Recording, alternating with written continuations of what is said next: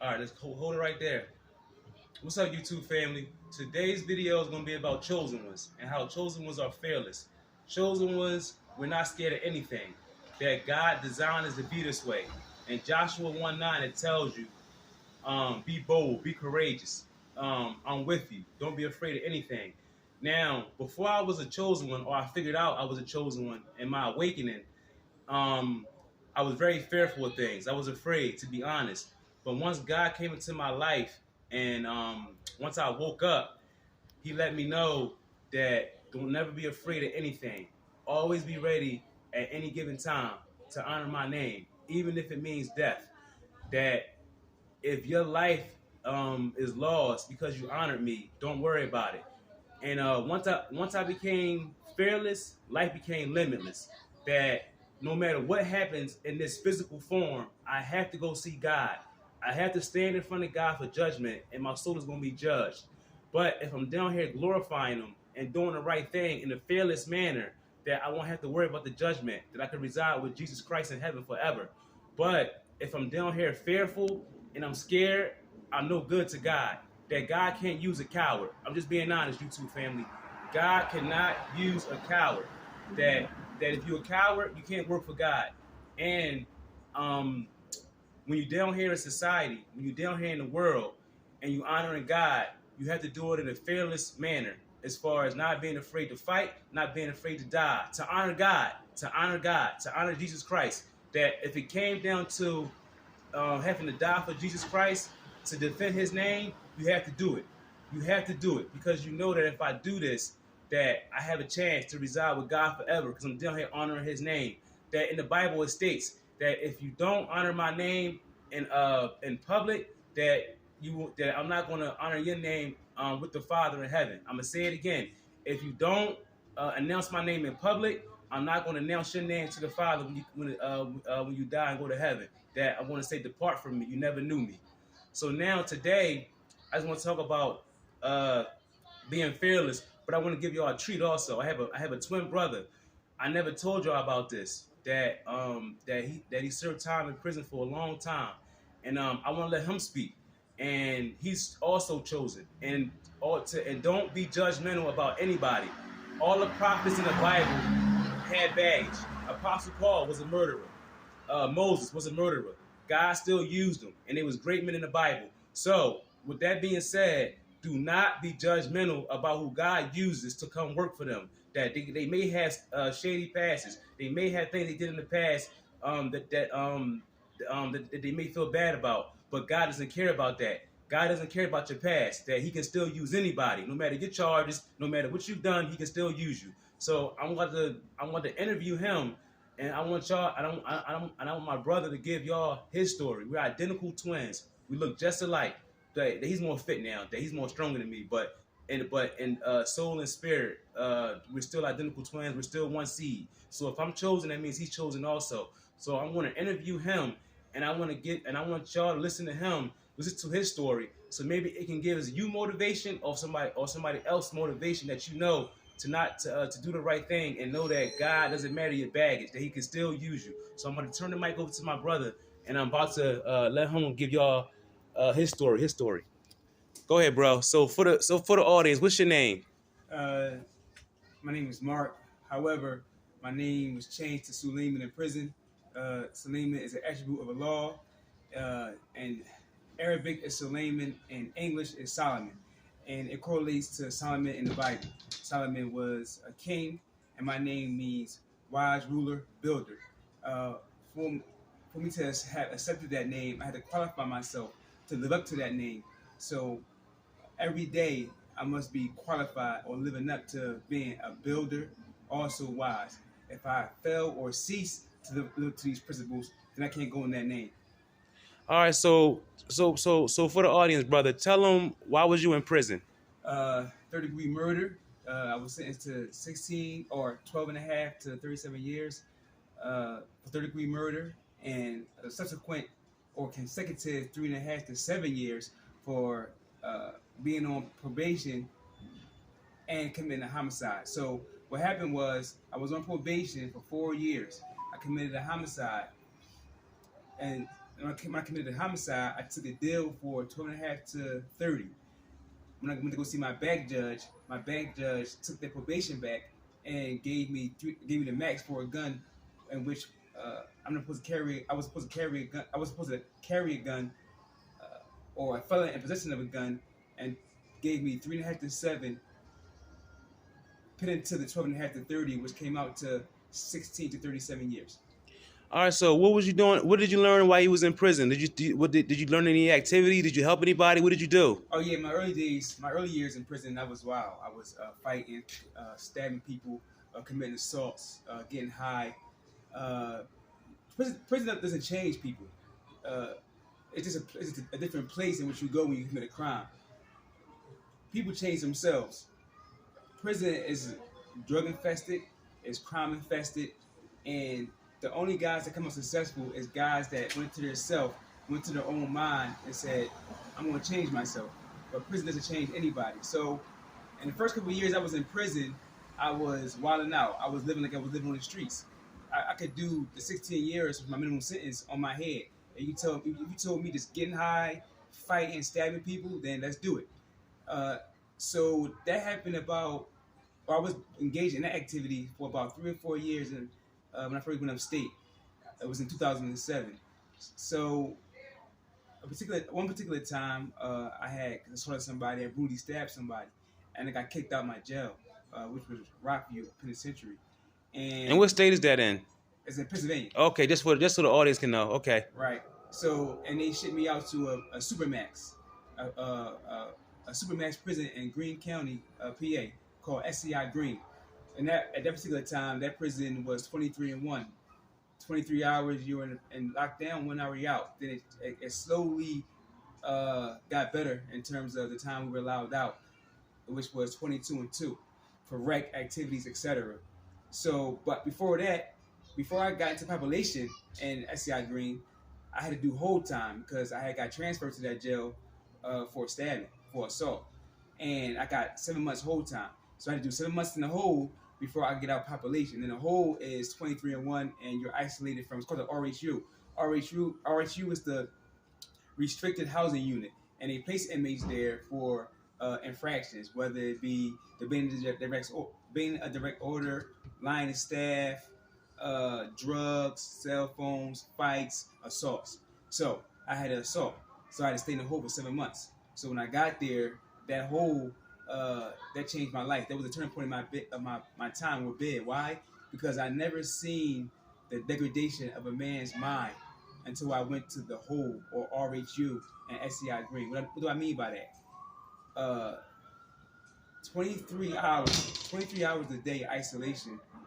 If you're not strong, mentally strong, that can break a man. And I've seen guys broke in the hole, smearing feces on their face, urinating on themselves, throwing feces, flooding their cells, banging all night, and it was like a madhouse. Also, my parents and the people that supported me was criticizing me, or very critical. They were upset, they were disappointed, and I was tired. I was done. And then seeing that and being in that environment, coupled with being a disappointment to my family, I said it's time for me to change. And I started studying. The Bible. I started studying the Quran. I started studying Buddhism. I said I have to qualify myself to live up to my name. Now, I got my name while I was in my old jail in Rockview, but I didn't really appreciate it then in terms of practicing what it meant: justice, wise builder. So when I got to SCI Greene, I started to qualify myself to live up to my name, and I did the 7 months in the hole, and I came out to population. So I said, okay, how can I effectuate change? How can I effectuate change and live up to my name while I'm still in prison until I get out? So I said, okay, I like working out. So I mastered fitness and nutrition. I got correspondence courses in which my family paid for, in which I had books coming in, and they taught me nutrition, they taught me workouts, they taught me what it means to be in shape. So I used that knowledge to start training guys in prison, and it bore fruit. So that was how I was contributing to, or living to my name rather, in prison, by helping people, because that's what Solomon did. He's a king, he's a leader. So also, young guys coming in my cell, I'm teaching them about what life is about, academics, spiritual teachings, etc. Um, I can't. I was once young. I was 21 years old, and I kind of realized that I weaponized my masculinity. Not only I weaponized my masculinity. What does that mean? Okay, so these young guys, 19, 18, 20 years old, they think aggression or what? Or let's stop here. What is masculinity? Okay, all males produce a hormone testosterone. That gives us our masculinity. Masculinity is our broad shoulders, our broad body, our deep voice. It gives us courage in terms of being a risk taker because we are tasked to take care of our family. So you can't properly take care of your family if you're not willing to put yourself in danger. This is what makes us a man, opposed to woman. Now, young people, and I'm talking about myself first. I realized that I weaponized my masculinity by being ultra aggressive, dangerous, in situations in which put myself in harm's way, coming to prison, carrying weapons, committing homicides, fighting. That's the weaponization of masculinity. The way you're supposed to use your masculinity, a man is supposed to be aggressive and take care of himself, not only himself but his family and community. Being aggressive, making good decisions, studying. That is the masculinity that every man should be striving to practice or exude. Not the masculinity in which if somebody upsets you, you strike them, or somebody gets you mad, you want to shoot them. So a lot of young guys, they have a lot of pent up anger, and by naturally you're a man, so you want to release that anger. And I seen, well, not only myself but young guys that I was teaching, that they were quick to fight or quick to be violent when they in their minds they were violated. So a man, a decent man, a man that's exuding or demonstrating masculinity the way it should be used, he's a thinker. He thinks his way out of bad situations. He's not quick to react. So I realized that about myself. So I went inside my mind and my emotions and said, hold up. If I only could practice what I'm doing now before I came to prison or when I was on the streets, I wouldn't be in prison. But I had to learn to conquer my emotions by practicing or exuding decent masculinity or clean masculinity. I became a better person. So that was it was a hard lesson. I mean, it was the hardest time I ever did in SCI Green because we was always locked down. And as I became woke, as I became a man, as I became more qualified, I hated being in prison because I knew I should be on the streets, not only taking care of my family, but producing for the world. If you were in prison as a man, you're not being all you can be in the capacity of a man. You are wasting talents. You're wasting time. So, and that's what I kind of figured for myself. Um, Also, I realized that I was going to lose a lot of history in terms of what I've done. So, what do I mean by that? I had committed a homicide, and I didn't. When I came home, I wanted to move at warp speed to start helping people, to start doing positive things, to start contributing to start contributing to society. Because as of right now, I'm only like 4 days out of prison. I came home October 23rd. Uh, so I'm moving warp speed right now to qualify myself to help people because I'm on the wrong side of history. I don't want to be on the side of history as known as a murderer or a killer or somebody that did that. I want to be known as Suleiman or Suleiman, the person that came home and had a vision. And what is my vision? I mastered nutrition and fitness. So I realized that America in itself is 3/4, 2/3 obese or overweight. I want to fix that. I can help. Uh, I study spiritual systems, and which I appreciate all of them. I study Quran, I study Torah, I study Gospel, Buddhism. Uh, uh, I'm well versed, well rounded. So in fitness and nutrition, and that's where I shine. So that's something that I'm bringing home from prison to help people, and particularly my family first, obviously, because they're in my intimate circle or immediate circle. But I want to help the world. But American first, obviously. Nonetheless, it'll be a great opportunity for people to cast their yoke or burdens onto me. Uh, you could ask me anything. What would be some of the things, some of the reasons you would not want somebody to go to prison? Have you ever seen somebody murdered in prison? Have you ever Yeah. seen people kill themselves? Talk about that. Right. Yeah, I seen people hang themselves. I seen Sullies killing. I seen Sullies kill Sullies. I seen people hang themselves. I seen guards get stabbed. I seen guards get killed by stumping. Uh, you don't want to be there. You don't want to be in prison. I mean, you're in no man's land. The food is horrible. It's highly processed. It'll give you diabetes, high blood pressure. So now it's a toxic environment because now you're dealing with individuals that's in the same mental state that you're in relative to don't want to be in prison. So that causes depression. Then you have guards that work in prison. So if you look up the facts, statistics, guards don't last 4 or 5 years after retirement. Their life expectancy is 55 years. Why? Because prison, it puts so much stress on the body and the mind that when guards do retire, they die. So now you have a hostile environment of guards that don't want to work there because the guards are always being assaulted. They're always they're always being targeted. There's always arguments between guards and inmates. So you take that stress, coupled with it, whatever stress they're going through at home, and there you go. Heart attack at 50 or 55 years old. Getting stripped out for visits, getting stripped out for shakedowns. You're seeing other men look at your privates, bend over. The shebang. It's very degrading. It's demeaning. And then you're living with certain people that maybe don't have your same mindset. You can't choose who your cellie is, and sometimes you can choose, but most oftentimes it doesn't work out. You're in a box, 12 by 12 cell. So just imagine living in your bathroom with another person. That can be very uncomfortable. It's gangs in prisons, rapes in prisons, extortions. It's like the streets. The street life transferred over in prison. One thing you don't have is guns and women. So let me ask you a question, brother. Do you think that you had to experience that to become a better man? Do you think you had to experience prison to be a better man?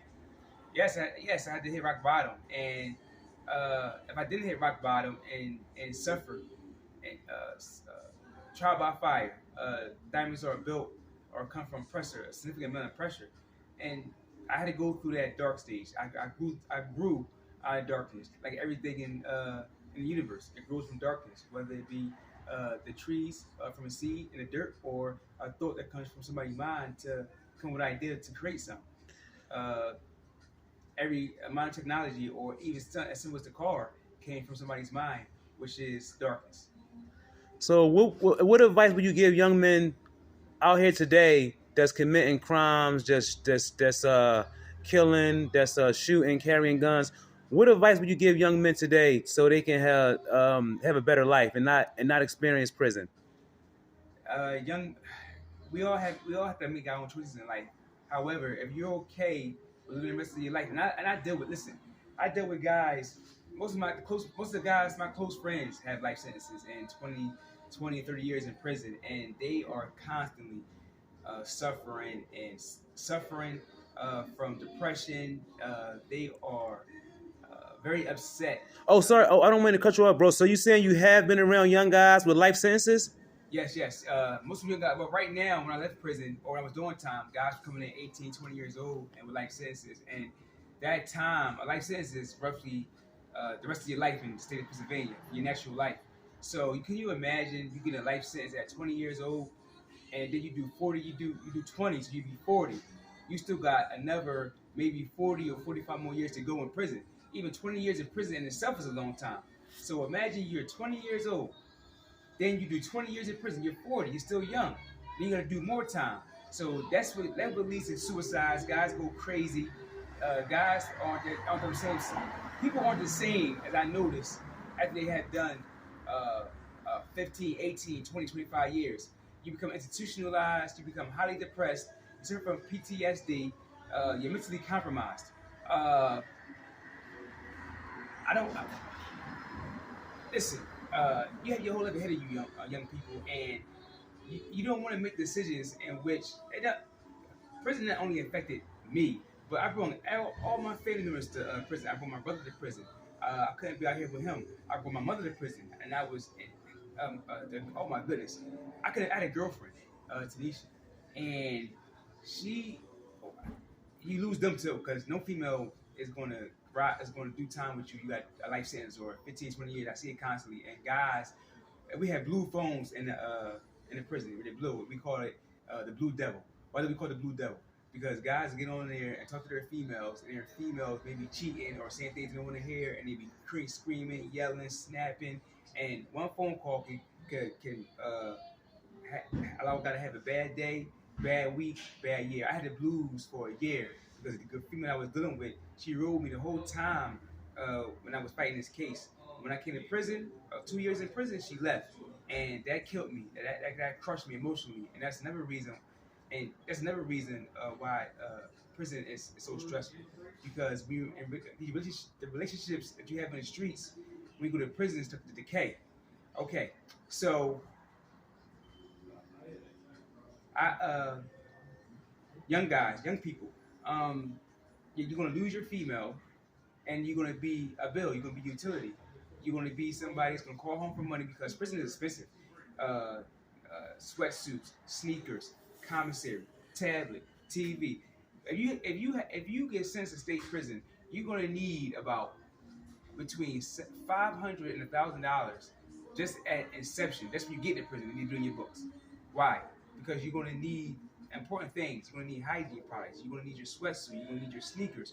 You're gonna need your TV. You're gonna need a tablet. You're gonna need between $500 and $1,000 to get in prison. Then, depending on how long you got, you're gonna need about at least from support from home.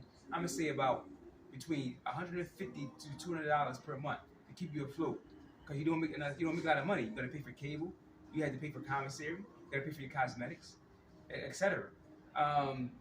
During time, if you don't have support, like out here in these streets, oh no, it's gonna be you're gonna do a hard time.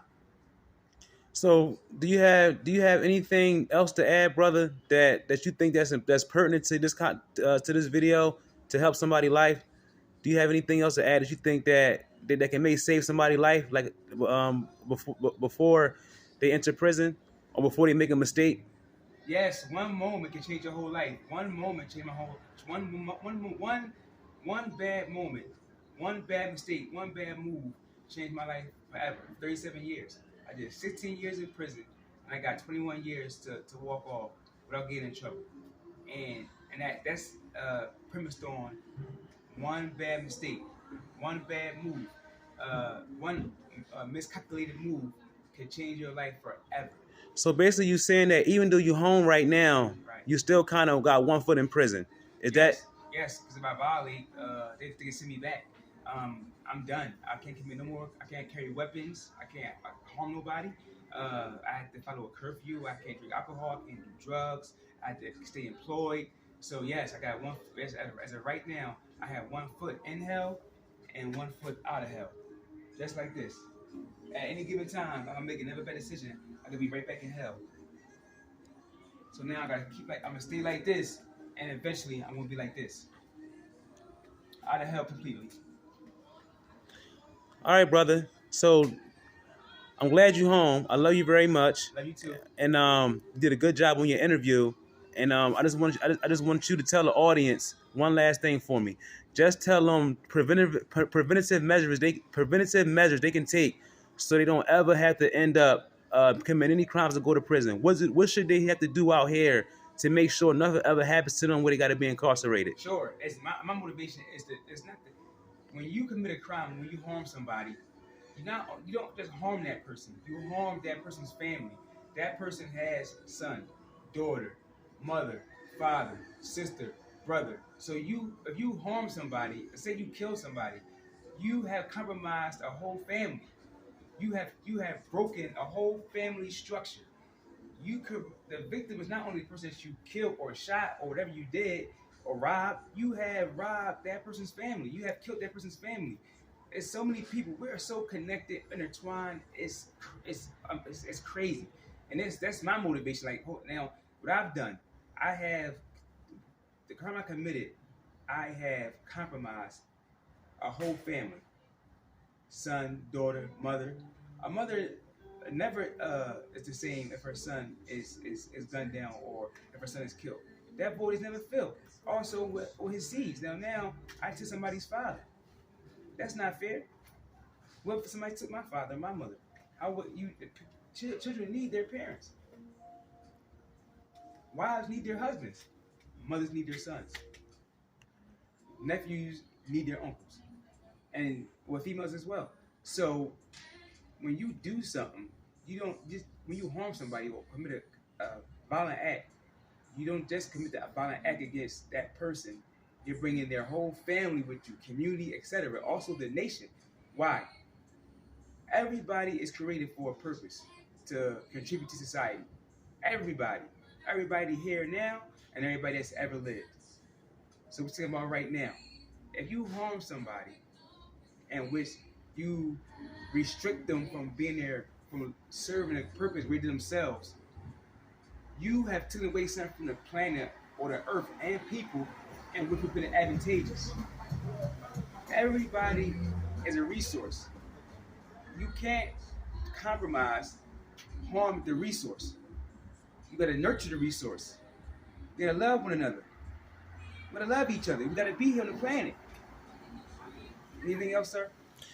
Yeah, so for the record, just state your name for the audience. My name is Mark Chappelle. I'm on Twitter. I'm on Twitter, Instagram, Facebook, Mark Chappelle 571. And if you have any questions, you want to get with me, feel free.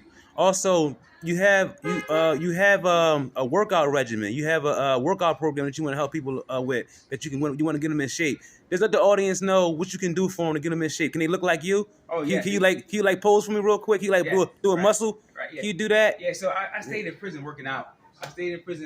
Working out, and that was one of my passions. That was actually that was the pain that I felt in prison. I took it out on my body, and I reap benefits. So yeah, I have a program called Combo Metrics by Suleiman, and what it does is it focuses on burning fat, building muscle by using bodyweight movements or compound movements. So compound movements are movements, bodyweight movements, in which are performed by multiple muscle groups to burn body fat, also build muscle. So the way I look right now, this is all bodyweight movements. All right. It's all bodyweight movements. And for the record audience, I look nothing like that. Just being honest, but he gonna help me. I look nothing like that, audience. That's my bro. So it's all bodyweight movements, and I specialize in that because your body's a natural weight. So you do need free weights, and I suggest or I advise that you do use free weights. You perform compound movements with the free weights, such as bench press, squat press, deadlifts, shoulder press. Also core workouts, right? However, I think 60% of people workouts should be bodyweight movements or using their body weight to perform movements, because your body is a natural weight and you will burn fat, build muscle. That's why by doing bodyweight movements, also you will gain flexibility. All right, so how old are you? I'm 37. 30. So you think that the way that you work out and the way how your diet is, that you'll live for a long time? Yeah. So also this workout it strengthens the cardiovascular system, which is the heart and lungs. I do a lot of running. I do a lot of burpees, a lot of high intense or HIIT training, and which I do a lot of complex movements. And I'm gonna have it on my YouTube page coming shortly. Okay, so what's it? So how long is it going to take for you to get your YouTube page so people can see exactly what you can offer them? Sure. I just came home. I'm gonna give my brother. He's gonna help me set up a YouTube page, and it'd be an honor and a privilege to serve not only the location I'm at, and which is Philadelphia, but I want the whole world. I want the United States. I want the whole world. Like, come get with me. I'm trying to get us healthy. Let's work. Let's get after it. All right, thank you, brother. Thanks for the interview. You did a hell of a job, and I think that your message and your story can help so many people. Your triumph can help so many people. Even though we all make mistakes, even though we all got some baggage, but God can redeem all that. God is the greatest redeemer, and you see him now. You see him now. You see him now, America. You see him now. He's redeemed. He's redeemed. His mind and his body is redeemed. Yes, sir. But thank y'all for listening, and y'all have a nice day. I am the privilege.